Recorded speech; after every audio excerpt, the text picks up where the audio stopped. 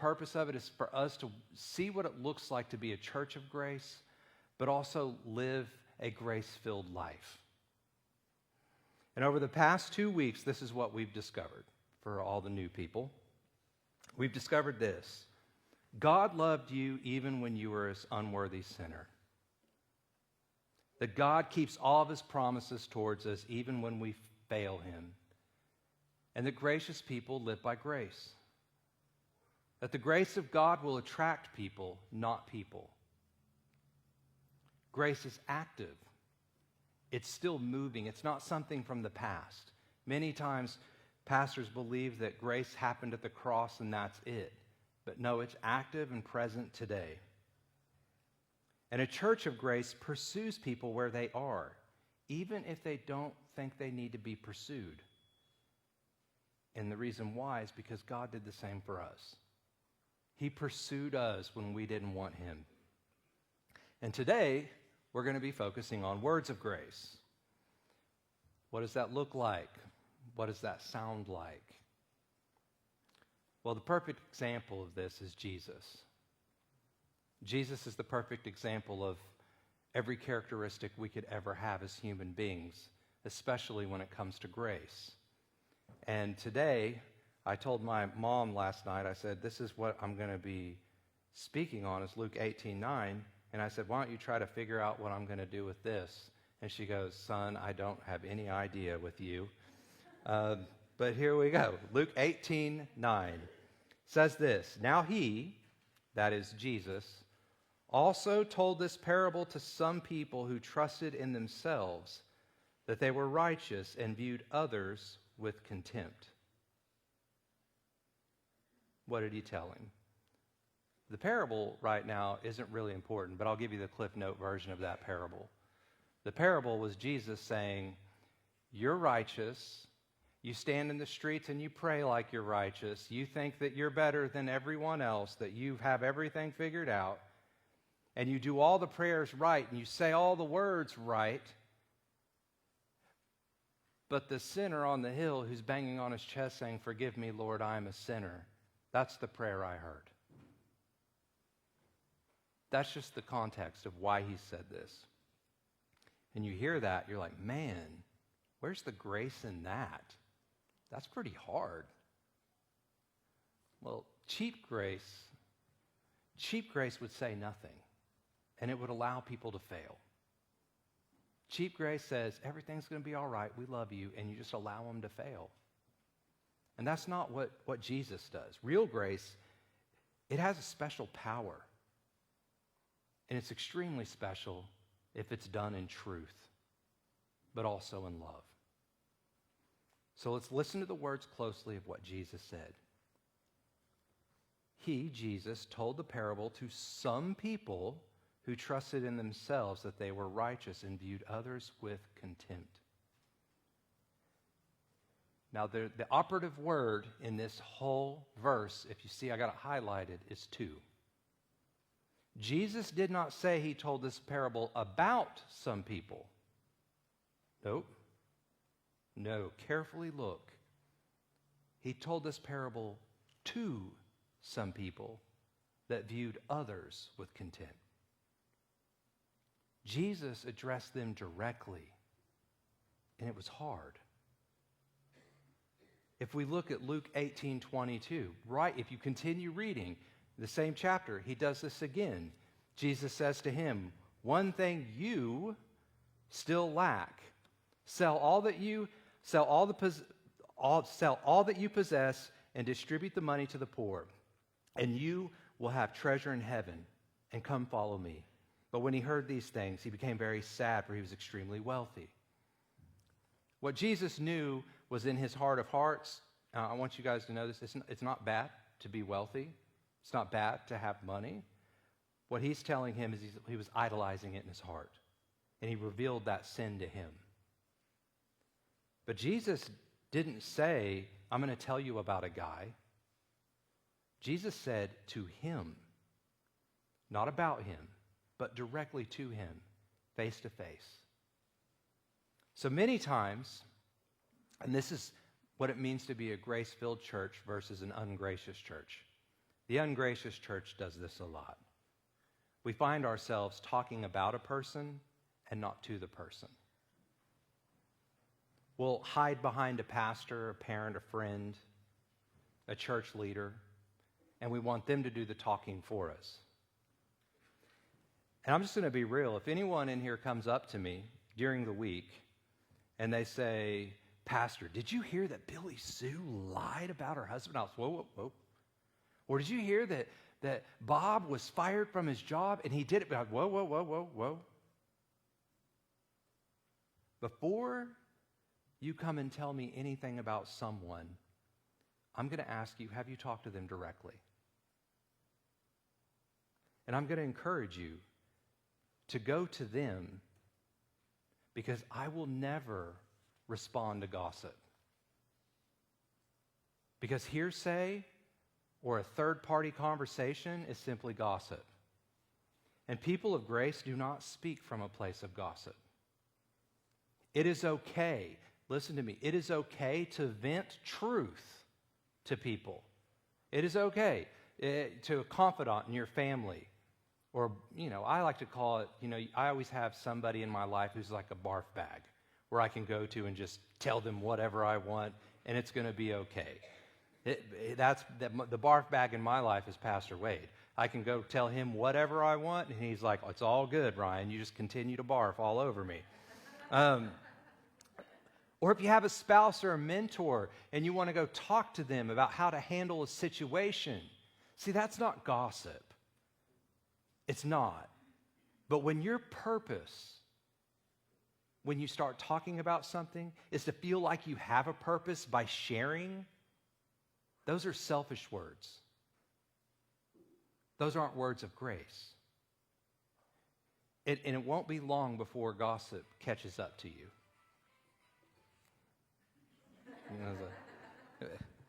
But if we look at Proverbs chapter 26, verse 20, it says, for lack of wood, the fire goes out, and where there is no gossiper, quarreling quiets down. Wood is like a gossiper, and as long as we have people gossiping, it just continues to burn and fuel a fire. And kids, Sam, Maddie, Junior, little Luke, yeah, now you're paying attention. Yeah. When you start talking about your friends behind their backs, or you run to your mom and dad and tell them about what your friend is doing wrong, and you don't know if it's true or not, I want you to know you're going to quickly not have many friends. And husbands and wives, it's kind of the same thing. When you have a problem and you go and run to your mom and dad, and you start complaining about your husband and what they've done wrong in their life, what starts to happen is you start to erode the trust in your relationship. Now, this is not biblical, but I'm a history person. I like to read. And I was reading Socrates one day, and there was this little guideline he called 3 filters. I don't know if anyone's heard of this before, but I read this and I thought, man, it almost sounds like Jesus talking. But it's Socrates. And this is what he says. He says, a man came to me and he said, did you hear that? Socrates said, the first filter, he explained, is truth. Have you made it absolute sure that what you're about to tell me is true? The man shook his head. No, actually, I just heard about it. And then Socrates cut him off again. And he says, you don't know for certain that it's true? Then is what you're going to tell me good or kind? And the man shook his head and he said, no, actually, just it's the opposite. You see, let me tell you. And then Socrates lifted his hand and he stopped the man speaking. And he said, so you're not certain that what you want to say is true. You don't know if it's good or kind, but there's one filter that still remains. Is it useful or necessary for me right now? And the man replied, well, no, not really. Well then, Socrates, turning his heel, which means walking away, if what you want to say is neither true, nor good, or kind, nor useful or necessary, don't say it at all. Yeah, I kind of feel like I've mentioned him too much, but I was talking about how I have a barf bag. I have great mentors in my life. And Wade is one of them. He's now running for U.S. Congress, by the way. But he told me a story once, and it stuck with me. I think we were at a pastor's meeting, or I don't know, we might have been in his car, or it might have been a message. I just remember it came from him. And he told this story, and I'm paraphrasing, so if he watches this and I do it wrong, that's okay. But he said that he was at church, and this person comes up to him, and he says, "Did you know there's someone in this church that is cheating on their wife?" And Wade said right there, "Stop. Go talk to them directly and find out if it's true before you say anything more like this." He's like, "I'm not going to respond to gossip." So that couple that came to Wade, they met up with the man who was cheating on their wife. And they confronted the man, and he admitted his guilt. And he started to break down and cry, and he wanted help because he didn't know what to do. So that couple took him to his wife and sat them down. And God used them, and they worked through it and reconciled that marriage. And Wade said that he never knew, nor did he ever want to know, who the person was that was cheating, because it was handled with grace by going to the person. See, that's the power of grace. Just by going directly to them and saying, I'm going to walk them through this. They didn't start a rumor mill. They didn't ruin a marriage. They gave him a chance, and he came clean. And by confronting this man, the Lord saved their marriage. And from what my knowledge is, they're still married today. A good principle is in Matthew 18, verse 15. If your brother sins against you, go to him. Go tell him his fault between you and him alone. If he listens to you, you have gained a brother. Again, there's another word in there, him. But then there's another word, alone. See, words of grace are many times one-on-one conversations. Only between you and your brother and sister, not others.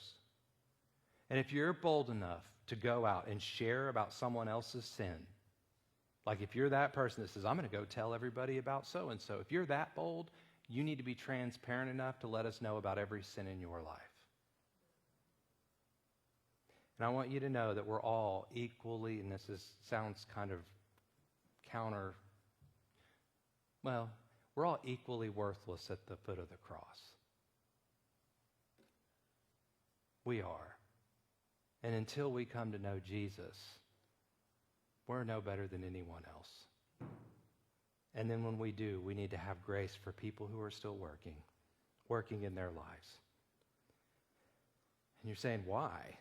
Like, why would we do that? Because how did Jesus handle conflict one-on-one, directly with us? Every single one of us has a personal relationship with Jesus. He deals with you one-on-one. In Ephesians chapter 4, verse 29, Paul wrote, "Do not let any unwholesome talk come out of your mouth, but only that is helpful for building up others according to their needs, that it may benefit those who listen." I want you to hear, unwholesome talk doesn't mean weakness. It doesn't mean being quiet and silent. Unwholesome talk isn't necessarily what you would call a curse word. Unwholesome talk is not building up others. That's what it is. And this is when grace can be really hard. I'll never call someone out to defend myself. You can talk about me all you want. You can run me down. Say whatever you want. Call me whatever name you want. But I'm going to continue to speak truth whenever I find it necessary. I'll never gossip. I will always speak truth. This is how a church should be. And it might be through an encouragement. It might be through a correction. But you always approach the person with love. And always understand that that person doesn't always deserve love. But yet that's how you approach them. If in your life you start speaking words of grace, you're going to start to see relationships in your life just flourish because they're now built on trust, not feelings. Many times you get married and it feels great, but as time goes by, those feelings can go away. Your marriage needs to be built on trust and on grace. Because when you trust that that person is always going to confront you in love, no matter what the issue is, and not gossip behind their back, that's going to build a long-lasting relationship. Love people as yourself. That's what Jesus said in Mark 12:31. You shall love your neighbor as yourself. There's no commandment greater than these. So you don't want people gossiping about you, so why would you gossip about them? And let me give you an example of this, of speaking words of grace, because it can be hard. And one of the members of our church came in to see me this week. And she came to my office, and she asked me directly, okay, just like Jesus went to the person, went to him, she asked me directly. And I appreciate that, by the way. Like, I have no problem with that. And she said that she didn't like the way that during the Lord's Supper last week, my mic was hot when I was sitting down here, and Reuben didn't turn it off. And I said, she should have already been up here referring to Tina. And because Tina walked to the back. And I am so glad this person came directly to me. Because you don't know how many times in church that someone will go on Facebook and say, you will not believe what I heard the pastor do today. And post it and start running people down and running around the church telling everybody about how awful he is for saying this. Because she came straight to me and asked me. And this is what happened. And I said, oh my goodness, I'm so sorry. It's kind of funny, but not funny that she took it that way, because I'm sure a lot of people in here might have took it the wrong way. They might have heard me and said, man, Ryan's like being hardcore on Tina right now. Because I said she should have already been up here. And it went to the speaker system. But here's what happened. I'm sitting over here, and Raymond's sitting over here. And Tina's up here. And as Tina starts walking to the back, Raymond looks at me and he goes, where'd she go? And he's like, do I need to go up there? And I was like, no, stay back. And he was like, but come on, no one's up here. And he starts walking up, no, get back. I said, don't worry. And this is, I wasn't whispering, I was mouthing, but then I finally goes, don't worry.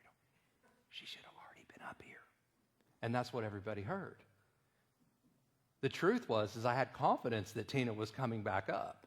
But if that's all you heard, it might have sounded like I was going, well, she should have already been up here, you know? But that wasn't the case.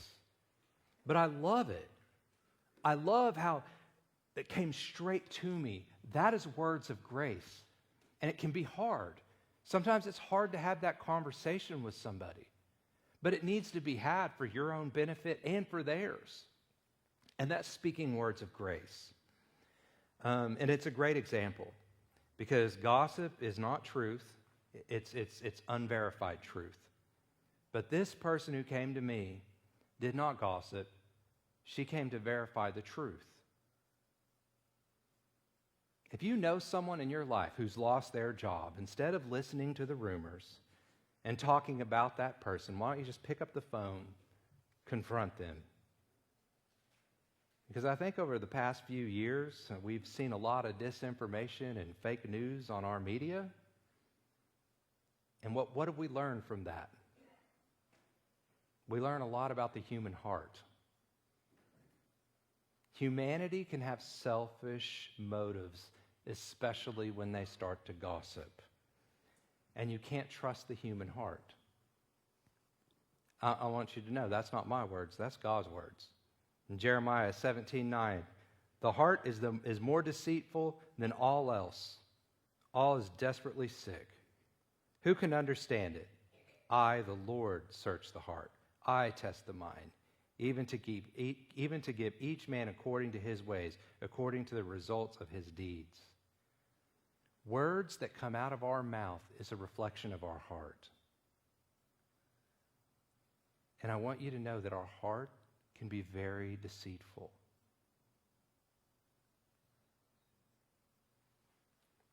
If someone accuses you of something, approach them in love, one-on-one, not through a friend or not through an acquaintance.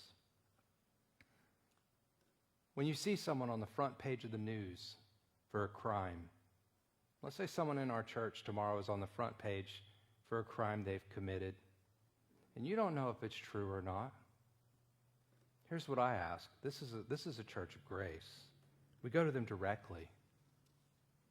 And what we do is we help for building up according to their needs. Just like Jesus said, we talk to them and we build them up for what they need at that time. We don't run them into the ground. We don't need to be the church that stands outside with the abortion signs telling people that you're going to die and go to hell. That's not a church of grace. No. We love them where they are, even if they don't deserve it, because that's what Christ did for us. Ungracious words are like knives. They can cause long-term damage, especially in the church. It drives me crazy when I hear people talk like this. I would never be an adulterer. I can't believe her. I would never steal like her. Are you kidding me? Who's dancing in church? Seriously? No dancing in church.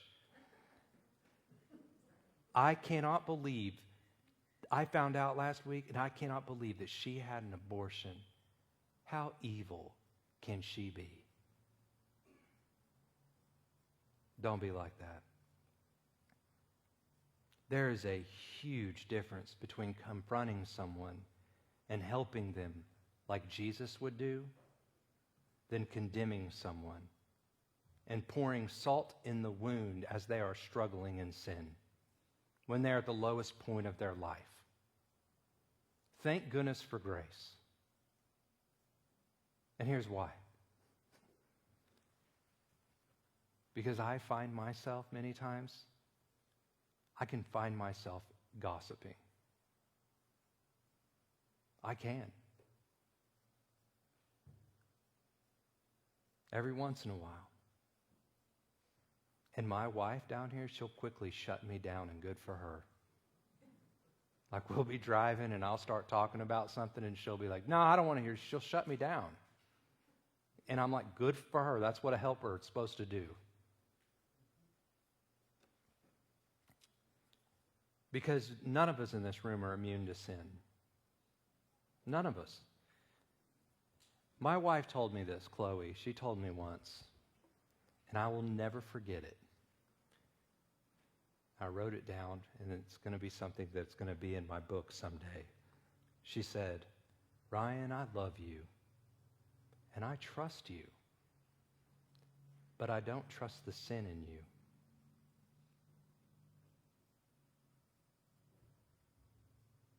That stuck with me. As a church, we shouldn't be gossiping. We shouldn't run people down.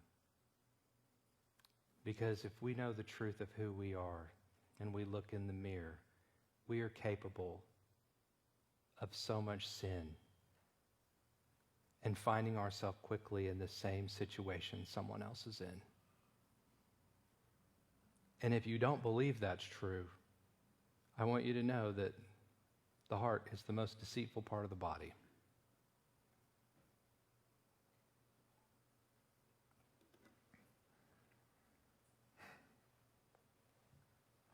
The church, we cannot be cruel. We cannot be cruel in our speech. If we are, how do we expect someone to understand God's grace when they walk in this door? We can't. Your words can be two things. It can be like a surgeon's knife.